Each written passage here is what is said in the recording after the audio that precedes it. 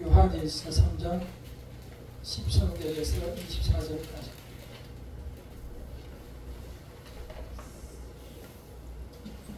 (392페이지) 요한일서 3장 13절에서 24절까지 함께 읽겠습니다. 시작. 형제들아, 세상이 너희를 미워하여도 이상히 여기지 말라. 우리는 형제를 사랑함으로 사망에서 옮겨 생명으로 들어갈 줄 알거니와 사랑하지 아니하는 자는 사망에 머물러 있느니라. 그 형제를 미워하는 자마다 살인하는 자니 살인하는 자마다 영생이 그 속에 거하지 아니하는 것을 너희가 아는 바라. 그가 우리를 위하여 목숨을 버리셨으니 우리가 이로써 사랑하고 우리도 형제들을 위하여 목숨을 버리는 것이 마땅하니라. 누가 이 세상의 재물을 가지고 형제의 불평을 보고도 도와줄 마음을 닫으면 하나님의 사랑이 어찌 그 속에 거하겠느냐. 자녀들아, 우리가 말과 행함만 사랑하지 말고 행함과 진실함으로 하자.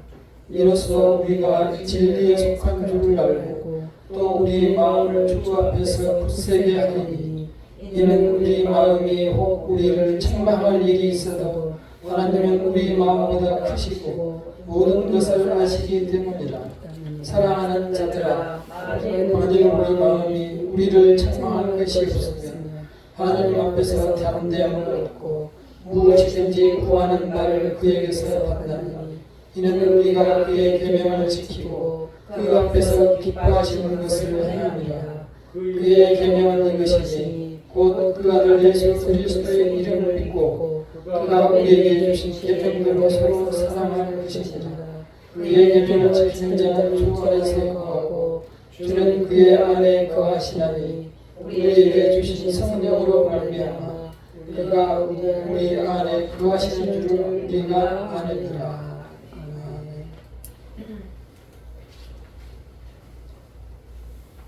지난번에 제가 설교하면서 저는 한여름 이 무더운 날씨도 참 아깝다라고 말씀을 드렸는데 아침에 어떻습니까? 추리닝을 입어야 될 정도로 차갑습니다. 변함없이 우리는 하나님 앞으로 가고 있습니다. 저는 욕심이 많아서 내일까지 할 일을 다 계획하고 준비하고 있고 또 그래서 이 세상에서 더 누려보고 싶은 그러한 삶을 살아가고 있습니다. 그러한 우리에게 요한이 오늘 전하는 말씀은 마치 딴 세상의 말씀 같습니다. 딴 세상을 우리는 이 세상에서 상상만 할 뿐이지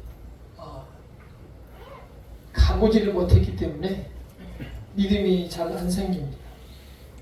딴 세상으로 말할 것 같으면 가장 가까운 것이 남자들의 경우에 군대 생활입니다.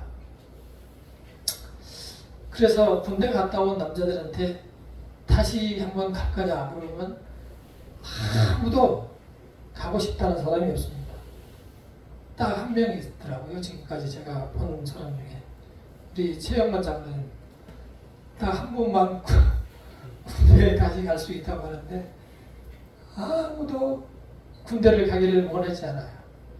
남자들에는 이 군대가 정말 가슴마다 마치 이 끈로 새기는 것처럼 모든 것들이 다 새겨져 있습니다.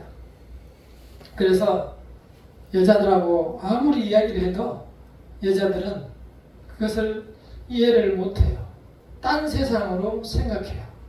그리고 남자들은 그 딴 세상을 살아봤어요. 그래서 딴 세상 얘기가 너무 하고 싶은 거예요.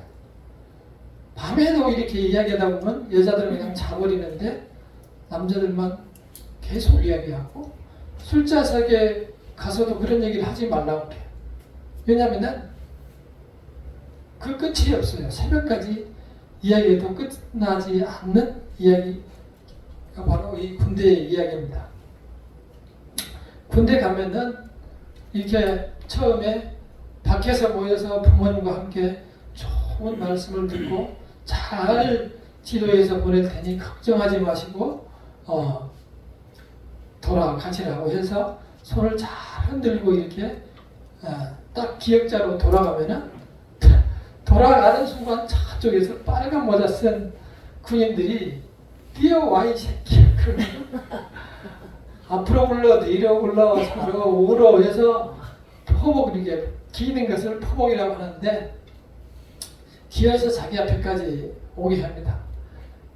금방 이러고오다가 가서 갑자기 그런 상황을 겪으니까 hor을 그야말로 쏙 빼놓습니다. 그러면서 막 그 딱딱한 워커로 가슴을 이렇게 배를 차면 죽어버리니까 가슴을 뽕뽕 차요. 그러면 퍽퍽 뒤로 넘어가죠. 그렇게 해서 보는 데서 공개적으로 그렇게 해서 완전히 사람을 압도해서 정신을 싹 빼가버립니다.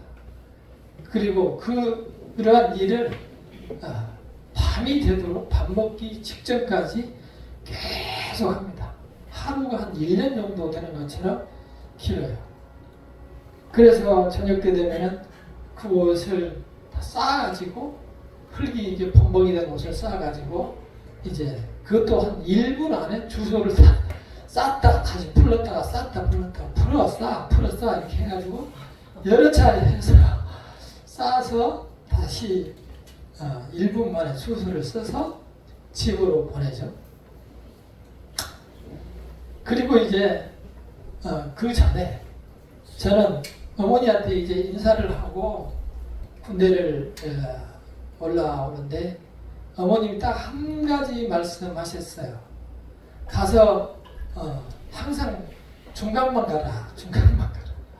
그래서 저는 군대도 안 가는 어머니가 무슨 중간을 간다고 중간만 가라. 그래서 무슨 뜻인가 몰랐는데 훈련 받다 보니까 10명씩 군대 단위로 이렇게 훈련을 하는데 수시로 교육을 받아요.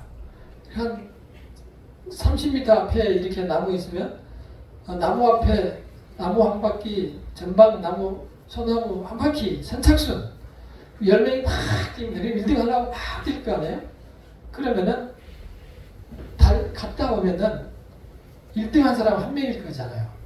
한 명 남고 나머지 또 한 바퀴 그래서 또 한 바퀴 도는데 1등 한 사람은 거기서 앉아서 쉬는 줄 알았더니 거기서 머리 박고 있어요.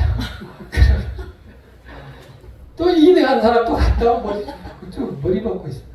이제 3등 한 사람 전부 이러고 이제 있는 거죠. 머리를 박아가지고. 그러니까 뛰면서 보니까 갔다 오면 또 머리를 박고 있거든요. 그러니까 서서히 뛰는 거야. 머리 박고 있는 사람은 죽겠는 거야. 힘들어서. 그래서 중간에라도 가지고 앞서지 마라. 그 말인가 보다. 그런 생각을 했습니다. 이렇게 딴 세상이 주변에 있지 않으면 우리는 딴 세상 아마 전혀 모를 겁니다. 제가 왜 딴 세상 얘기를 길게 하냐 하면은 우리 성도님들 또 세상 사람들에 대해서 천국에 대한 이야기를 하면은 전혀 딴 세상으로 생각합니다. 그래서 전혀 어떤 사람들은 생각지도 않고 귀를 열지도 않고 마음을 열지도 않죠. 어떤 사람들은 그 얘기에 관심을 받고 하나님 앞으로 나오게 됩니다.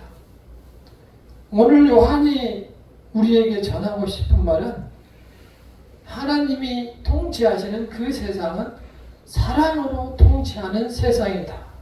이 말씀을 해주고 싶은 거예요. 이 말씀을 전하는 요한도 사실 예수님께서 십자가에 못 박혀서 돌아가실 때까지는 믿지 않았어요.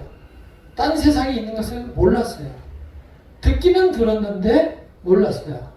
근데 예수님이 십자가에 돌아가신 후에 보니까 정말 말씀하신 대로 3일 만에 다시 살아나시는 거예요. 그때 모든 12제자들이 11제자죠. 11제자가 깜짝 놀랐어요. 정말 딴 세상이 있구나. 다시 살아날 수 있구나. 부활 부활이라는 게 있구나. 그래서 이 제자들은 그때부터 완전히 이 세상을 쉽게 생각하고 천국을 향하여서만 살아가게 됩니다. 천국에 대한 소망을 가지고 이 세상을 살아가게 됩니다. 우리가 그렇잖아요. 해외여행이나 좋은 데 한번 가보면 누구 좀 가봤으면 좋겠다. 그리고 또 가보고 싶고, 그러한 생각을 요한이 우리에게 지금 전하고 있는 거죠. 요한의 말씀이 들리시기를 간절히 축원합니다. 아멘. 요한은 맨 먼저 이웃 형제를 사랑하라 라고 말합니다. 그리고 그 사랑을 확신하라. 그리고 그 사랑을 나누어 주라. 내 자신이 누려보아라. 이 형제를 사랑하라는 말씀 속에는 그 말씀이 포함이 되어 있습니다. 그래서 사랑하라고 할 때 내 이웃을 내 몸과 같이 사랑하라 라고 말하는 것입니다.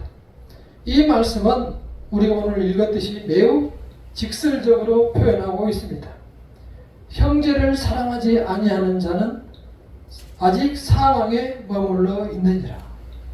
형제를 미워하는 자마다 살인하는 자다.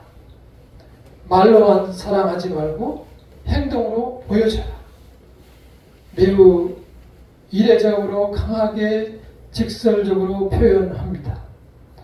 우리는 늘 사랑을 강조하시는 하나님의 이 사랑이라는 것이 얼마나 소중한지를 다시 한번 생각해야 할 것입니다. 함께 3장 18절과 19절을 읽어보겠습니다. 18절과 19절 시작. 자녀들아, 우리가 말과 혀로만 사랑하지 말고 행함과 진실함으로 하자. 이로써 우리가 진리에 속한 줄 알고 또 우리 마음을 주 앞에서 굳세게 하리니. 그렇게 행동으로 나타날 때 다른 사람이 보기에 그것이 증거가 된다는 것입니다. 예수님께 속하는 증거가 된다는 것입니다. 자, 이 말씀을 우리는 신앙생활하면서 수없이 많이 들었습니다. 그래서 오늘 주보에 보면 제목을 숙제를 하셨습니까? 이렇게 썼어요.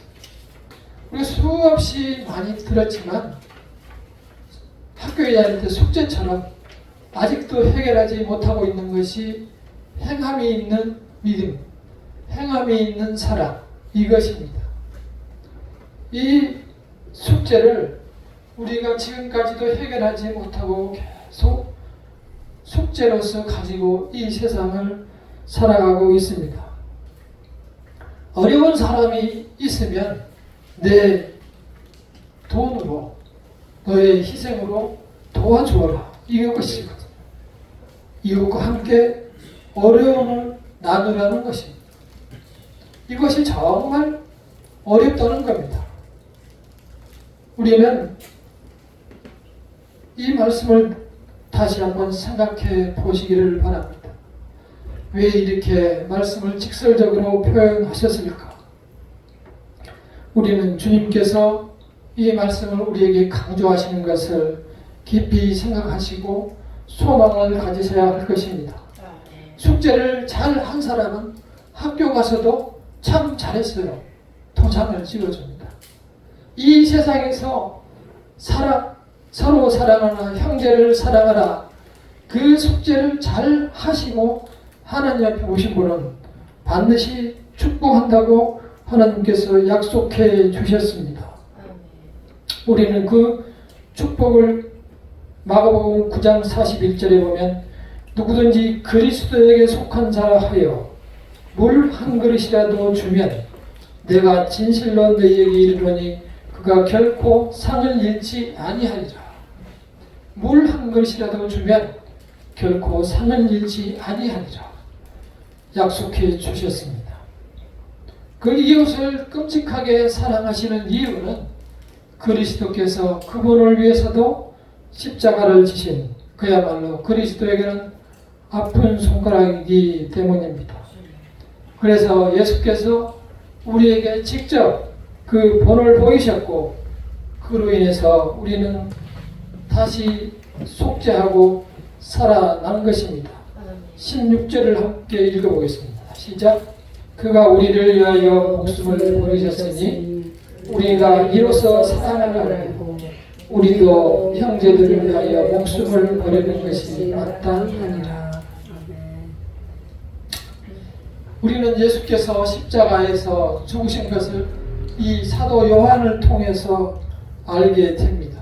직접 보지 못했지만 요한이 기록한 말씀을 통해서 예수께서 우리를 위하여 십자가를 지셨다는 사실을 배우게 된 것입니다. 그로 인해서 우리가 그 사실을 믿음으로 인해서 우리는 사망에서 생명으로 옮기게 된 것입니다. 이 말씀을 하시는 까닭은 이 끝에는 반드시 심판이 있기 때문입니다. 사망에서 생명으로 옮겼다.